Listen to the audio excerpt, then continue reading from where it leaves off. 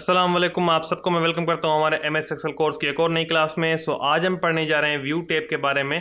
हमने एक्सेल के complete tools study कर लिए हैं। आज आखिरी टैब है एक्सेल की जो हम पढ़ेंगे। व्यू टैब मैंने यहाँ पर ओपन की हुई है और आपको मैं दिखाता हूँ कि इसमें क्या ऑप्शंस हैं, हम इनको कैसे स्टडी करेंगे, कौन से ऑप्शंस हम कैसे यूज़ कर सकते हैं, सारी चीज़ों के बारे में आज हम स्टडी करने वाले हैं। अब यहाँ पर वर्कबुक व्यूज़ जो हैं आपके सामने शो हो रहे हैं और साइड में हेडिंग्स वगैरह जो शो करनी है वो कुछ उनके ऑप्शंस हैं। सो इन सबको हम आज पढ़ेंगे।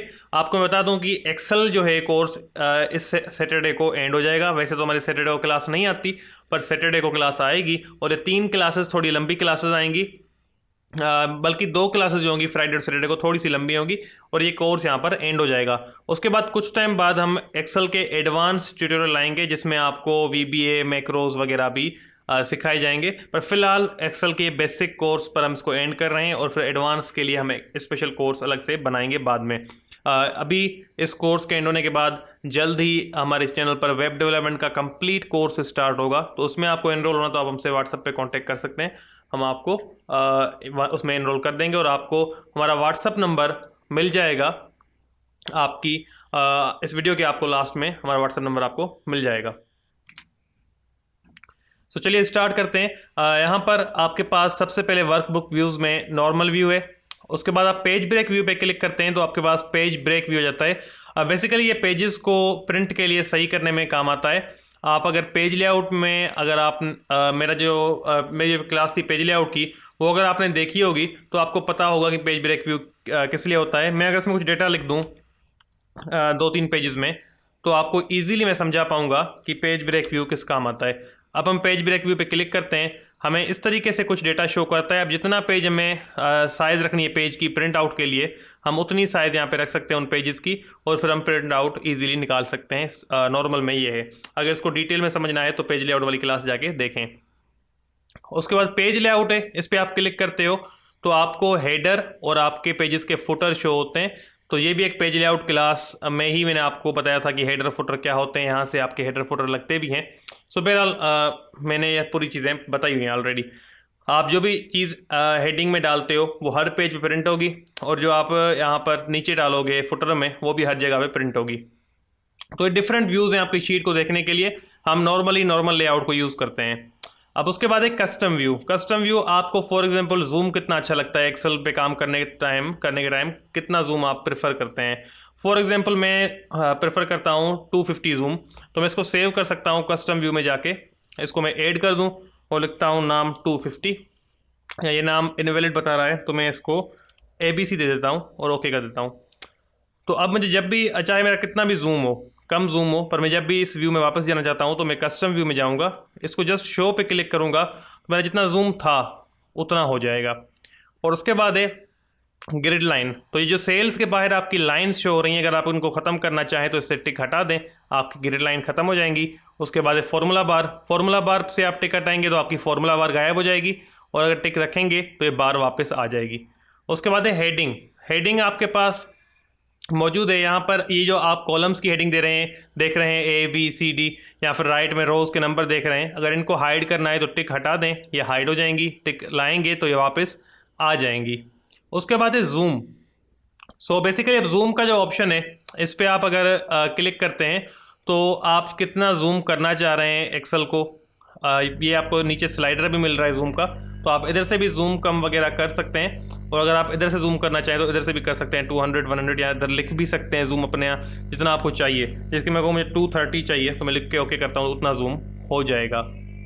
तो आपकी चॉइस है। फिट टू सिलेक्शन पे क्लिक करेंगे तो जहाँ आपका क्लिक होगा वहाँ पे जूम हो जाएगा। जैसे कि मैं क्लिक करता हूँ तो देखें इधर जूम हो गया। जूम टू सिलेक्शन सेम ही ऑप्शन है जो अंदर लिखा हुआ है fit to selection. So same यहाँ पर जूम टू सिलेक्शन वही काम करता है। अगर मैं जूम 100 कर दूँ तो जूम 100 हो जाएगा, 100 साइज हो जाएगी देखें उसकी। और उसके बाद अगर मैं इसको जूम टू सिलेक्शन करूँगा तो जहाँ मेरा क्लिक होगा उस जगह पे जूम हो जाएगा। तो इस तरीके से आप इजीली जूम को यूज़ कर सकते हैं, जूम के फंक्शंस को यूज़ कर सकते हैं। आगे आपको ऑप्शन मिलता है न्यू विंडो का। सो न्यू विंडो का ऑप्शन आपको मिल रहा है। अब मैं यहाँ पर इस पर क्लिक करता हूँ न्यू विंडो पे और मेरे पास उसी शीट की दूसरी विंडो खुल जाएगी। मतलब 2 विंडोज़ हैं उसी शीट की।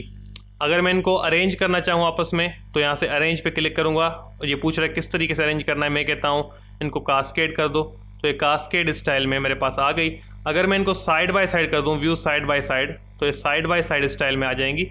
वो आपकी मर्ज़ी है आप इनको कैसे देखना चाह रहे हो। अब अगर मैं इनको नीचे थोड़ा सा स्क्रॉल करता हूँ, जूम कम करके नीचे स्क्रॉल करता हूँ, देखें ऊपर तो स्क्रॉलिंग हो रही है, मैं इसको स्क्रॉल कर रहा हूँ तो ये लेटर्स जो हैं नीचे जा रहे हैं, पर इस शीट में भी चेंजिंग हमें दिख रही है, दूसरी शीट में। तो हम चाहते हैं एक शीट में चेंजिंग हो, दूसरी में ना हो, तो हम ये चाहते हैं। अब ये कैसे होगा, हम इधर जो स्क्रॉलिंग है इसको हटा देंगे, टिक हटा देंगे। तो अब जो है हम इसको अगर चेंज करें तो देखें, अब यहाँ पर आप इसको चेंज करने के बाद अगर जिसको आगे आप कर रहे हैं, स्क्रॉल को कम या आगे कर रहे हैं, तो नीचे कोई चेंजेस नहीं हो रही। सो अगर साइड बाय साइड से आप टिक हटाएंगे तो जैसे नॉर्मल शीट थी कास्केड में वैसे हो जाएंगी, वो आपकी चॉइस है आप इसको कैसे रखना चाह रहे हैं। और विंडो स्विच करनी है, अगर आप फॉर एग्जांपल इस विंडो में आपको उस विंडो में जाना है तो आप इधर से भी जा सकते हैं। स्विच टू बुक 1 करें, इधर आ जाएंगे, यहाँ से स्विच टू बुक 2 करें तो बुक 2 में आप आ जाएंगे। इसमें कुछ और ऑप्शन है, जैसे कि यहाँ पर फ्रीज पेन्स है, इसको हम लास्ट में समझते हैं। स्प्लिट को समझ लेते हैं पहले। स्प्लिट पे क्लिक किया, अब यहाँ पर स्प्लिट आ गया। स्प्लिट का ये फ़ायदा है कि आपके डेटा के आपको मल्टीपल व्यूज़ देता है। आप कुछ लिखते हैं तो आपको 2 जगह पे दिखता है। मैं लिखता हूँ क्विक ब्राउन फॉक्स, तो देखें 2 जगह पे मुझे शो हो रहा है। हालांकि ये एक ही जगह लिखा गया है पर आपको मल्टीपल व्यूज़ प्रोवाइड करता है स्प्लिट, इसका काम यही है। तो आप अगर इसको बढ़ाना चाहें साइज़ को तो बढ़ा भी सकते हैं, इसकी स्प्लिट की साइज़ को कम भी कर सकते हैं, वो आपकी चॉइस है आप इसको कैसे रखना चाह रहे हैं। स्प्लिट को ख़त्म करना है तो स्प्लिट पे वापस क्लिक करें, स्प्लिट ख़त्म हो जाएगा। उसके बाद है हाइड, तो हाइड अगर आप कर दें इस शीट को तो शीट हाइड हो जाएगी, अगर अनहाइड करेंगे तो शीट वापस आपकी आ जाएगी। तो ये तकरीबन ऑप्शन आपके क्लियर हो चुके हैं। फ्रीज पेन्स अब क्या करता है, मैं आपको इजी वे में फ्रीज पेन्स एक्सप्लेन करता हूँ। मैं इसको जूम इन कर लेता हूँ पहले तो, और यहाँ पर मैं लिखता हूँ ID, name, father name, number. So मैंने कुछ इस तरीके से कुछ डेटा लिखी है और मैं आपको फ्रीज पेन्स यहाँ पे एक्सप्लेन करूँगा। तो मैं नीचे यहाँ पर कुछ भी जो डमी डेटा है वो एंटर कर देता हूँ ABC लिख के। अब बेसिकली हम चाहते हैं जब हम स्क्रॉल करें, मैंने सब जो सेल हैं उनमें ABC लिख दिया है। हम चाहते हैं हम यहाँ पर जैसे इस पेज को स्क्रॉल करें, नीचे आएँ तो जो हेडिंग है इसकी आईडी, नेम, फादर नेम, तो हमें ये गायब ना हो, मतलब स्क्रॉल करने के साथ ये यहाँ पर रह जाए, ये गायब ना हो, हाइड ना हो। तो ये कैसे हो सकता है, ये इस तरीके से होगा। आप यहाँ पर फ्रीज पेन्स जो हैं इनमें आप फ्रीज टॉप रो कर दें, ठीक है। जैसे आप फ्रीज टॉप रो करेंगे तो अब आप जितना भी नीचे आएँ इस पेज में, आप कितना भी नीचे चले आएँ, ये जो हेडिंग्स हैं ये हाइड नहीं होगी, ये आपकी फ्रीज रहेंगी। तो आप इनको फ्रीज कर सकते हैं, अनफ्रीज करेंगे तो ये हट जाएगी। अब ये आईडी आप अगर चाहते हो मैं अगर विड्थ में इसके एक्सेल में आगे जाऊं तो कॉलम मेरा हाइड ना हो, अगर कॉलम को रोकना है तो फिर आप ये कर सकते हैं कि यहाँ पर इजी तरीके से आप फ्रीज पेन्स में आएंगे और फ्रीज फर्स्ट कॉलम पे क्लिक करेंगे। तो अब आप कितना भी आगे चले जाएं आईडी का कॉलम हाइड नहीं होगा, ठीक है। आईडी का कॉलम वहीं रहेगा, बाकी कॉलम्स हाइड हो जाएंगे। तो इनको भी अगर अनफ्रीज करना है तो आप अनफ्रीज कर सकते हैं, इसमें कोई इशू नहीं है। अनफ्रीज पेन्स किया तो हट गया ये। अब यहाँ पर ये ऑप्शन आपको क्लियर हो गया।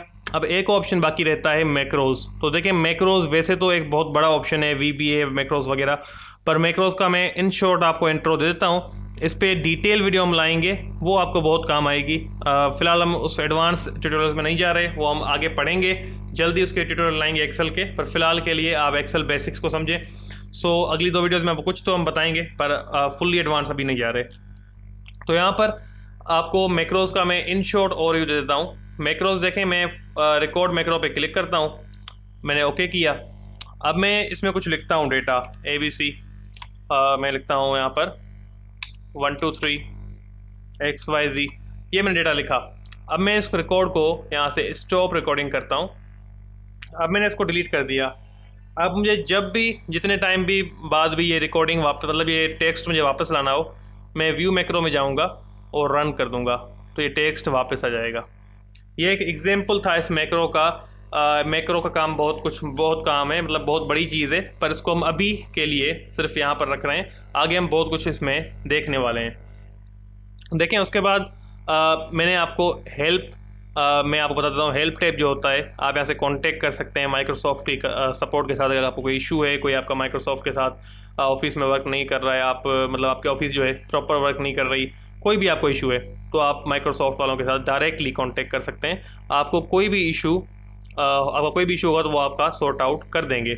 इसमें आप उनको फीडबैक भी दे सकते हैं, आप उनकी ट्रेनिंग भी होती है वो भी आप देख सकते हैं। सो ये सारे ऑप्शन तब वर्क करेंगे जब आपने माइक्रोसॉफ्ट ऑफिस बाय की हुई होगी। ये नहीं कि आप क्रैक करके, जो मैंने तरीका सिखाया था, क्रैक करके एक मतलब फेक वर्जन से आप नहीं कर सकते, आपके पास ऑथेंटिक आईडी होनी चाहिए। उसके बाद पावर पिवोट देखें, मैंने आपको पढ़ाया था इंसर्ट में पिवोट टेबल के साथ, यहाँ पर मैंने डेटा पढ़ाई थी, वही काम है। सो ये इसके कुछ ऑप्शन आएंगे एडवांस ट्यूटोरियल्स में। तो बेसिकली अब जो एडवांस ट्यूटोरियल होंगे वो डेटा एंट्री पे होंगे, उनमें पावर क्वेरी होगी, VBA होगी, मैक्रोज होंगे और पावर पिवोट होगा। तो 4-5 चीज़ें होंगी जिन पे हम एडवांस ट्यूटोरियल पढ़ेंगे। तो इंशाल्लाह आपको उसमें काफ़ी कुछ सीखने को मिलेगा। फ़िलहाल ये कोर्स एंडिंग की तरफ जा रहा है। लास्ट 2 क्लासेस में कुछ और फार्मूलाज, कुछ और डेटा एंट्री के मेथड्स हम सीखेंगे और उसके बाद हम कुछ टाइम बाद एडवांस ट्यूटोरियल लाएंगे। उम्मीद है कि आज की क्लास आपको पसंद आई होगी। आपका व्यू टैब भी क्लियर हो गया, और आपको कोई भी क्वेश्चन हो तो आप कमेंट सेक्शन में पूछ सकते हैं। हमारा नंबर जो है आपकी स्क्रीन पर शो हो रहा होगा, तो आपका कोई भी क्वेश्चन हो तो आप हमें व्हाट्सअप भी कर सकते हैं और कमेंट सेक्शन में पूछ सकते हैं। हम जल्द वेब डेवलपमेंट का कोर्स स्टार्ट कर रहे हैं, तो आपको अगर उसमें एनरोल होना हो तो आप वहाँ पे कांटेक्ट कर सकते हैं। तो इंशाल्लाह आप सबसे जल्द मुलाकात होती है। तब तक के लिए अपना ख्याल रखिएगा। अल्लाह हाफिज़।